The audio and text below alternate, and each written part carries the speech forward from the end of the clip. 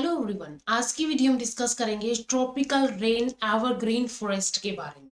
Last videos में हम different different forest के बारे में डिफरेंट या फिर बायोम्स के बारे में डिस्कस कर चुके हैं। उन सभी वीडियोस का लिंक आपको डिस्क्रिप्शन में मिल जाएगा, वहां से आप वीडियो देख सकते हैं।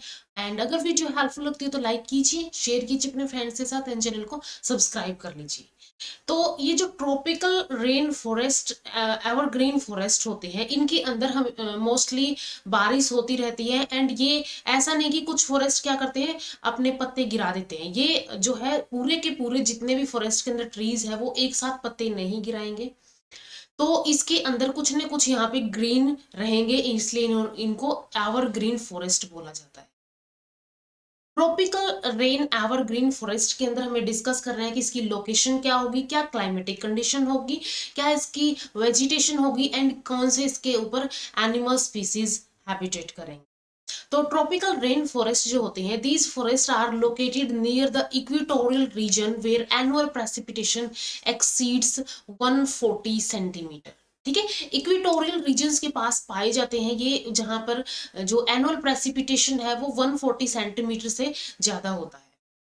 This biome occurs between the tropics of cancer, ठीक है, tropics of cancer and Capricorn, इनके बीच में ये लाई करता है, covering an area of 20 × 10⁻⁶ square kilometre.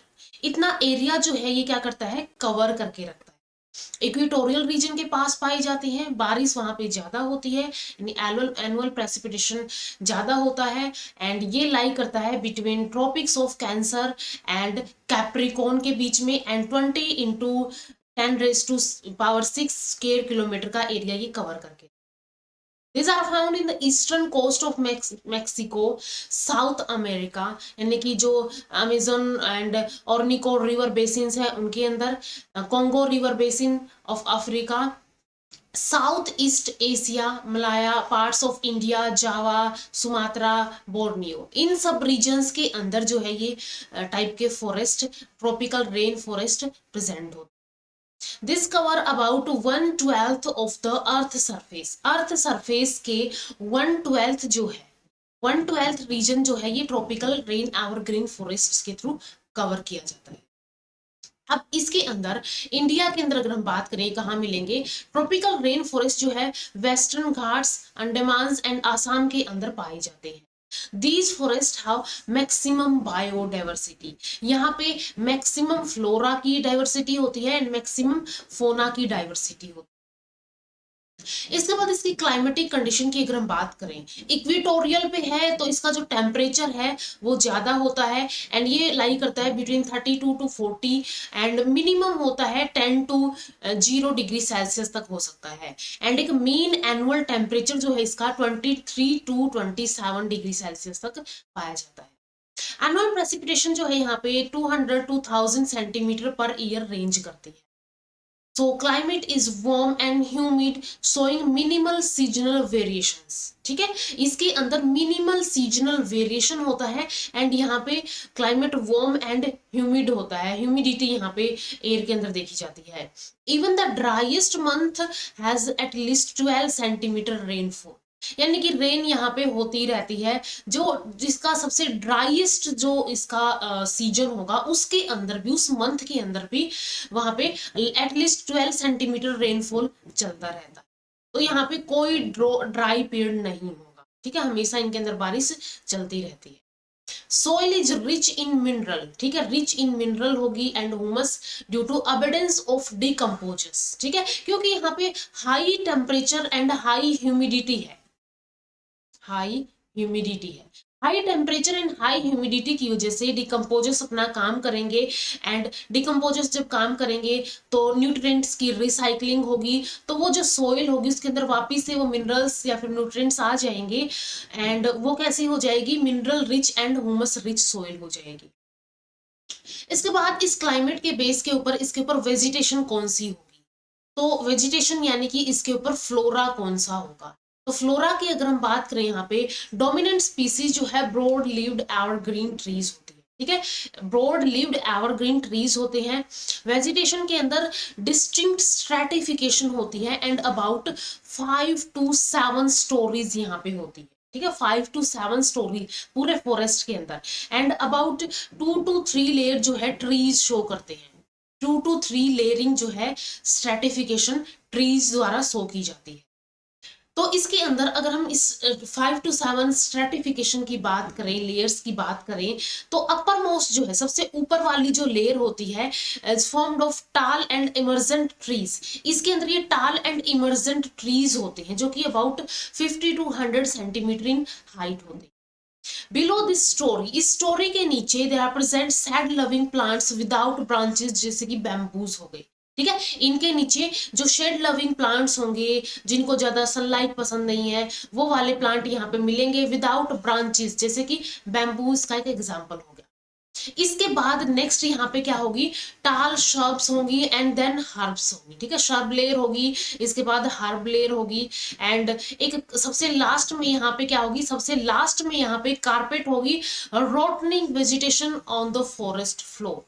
यानी जो भी इसके फूल होके, झड़ के जो भी इसके पत्ते होंगे, टहनियां होंगी, ब्रांचेस होगी, ट्विंग्स होगी, वो सारे क्या आएंगे, वो सारे ग्राउंड लेयर पे आएंगे। एंड ग्राउंड लेयर पे यहाँ पे ये कारपेट लाइक प्रेजेंट होता है, जिसके अंदर रोटनिंग वेजिटेशन होती है, क्योंकि यहाँ पे डिकम्पोजिशन चलता रहता है। तो ये होता है यहाँ पे स्ट्रेटिफिकेशन के अंदर।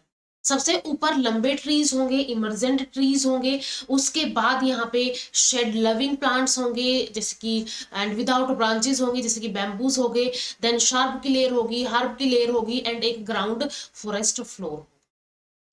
वेजिटेशन के अंदर कौन कौन सी स्पीसीज यहाँ पे मिलेंगी, evergreen tropical forest of the India include plant like ebony. ठीक है, यहाँ पे इबोनी पाया जाता है, मैगोनी पाया जाता है, माहोगनी पाया जाता है। इसके अलावा यहाँ पे रोज वुड, ठीक है, इसकी वुड की जो इस रोज वुड है, इसकी जो वुड है वो कमर्शियल यूज में की जाती है। रबर ट्रीज हो गए, जिससे रबर एक्सट्रैक्ट किया जाता है। नटमैग्स हो गए, क्लोव्स हो गई, इसके अलावा सिनामन हो गई, बैम्बू, साइकेट्स, ये सब यहाँ पे स्पीसीज देखने को मिलती है। ठीक है, ये सब प्लांट्स यहाँ पे देखने को मिलते हैं।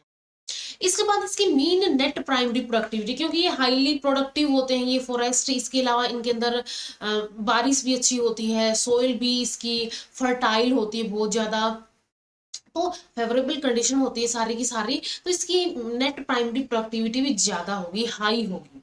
तो इसकी मीन नेट प्राइमरी प्रोडक्टिविटी जो है 2200 ग्राम पर मीटर स्क्वायर पर ईयर इतनी होती है। एंड ये रेंज करती है 1000 to 3500 ग्राम पर मीटर स्क्वायर पर ईयर, इतनी तक ये एक वैल्यू है जिस इसके बीच में ये रेंज करती रहती है।